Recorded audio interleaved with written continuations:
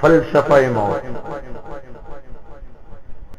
تو وہ جو تکلیف جو سکرات کی آپ کو نظر آ رہی ہے اور جو ایک قسم کی کراہت جو محسوس ہو رہی ہے وہ جسم پر ہوتی ہے، روح پر نہیں ہوتی.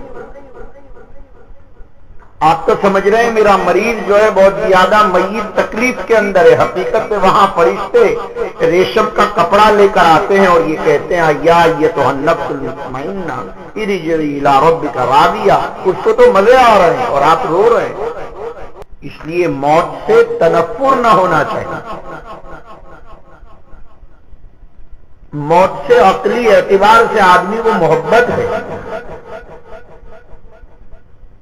میں نے کہا اگر تعلیمات شریعت میرے لیے مانے نہ ہوتی تو میں اس عزیز کے انتقال کے اوپر مبارکبادی پیش کرتا، اس لیے کہ اس کو پروموشن ملا.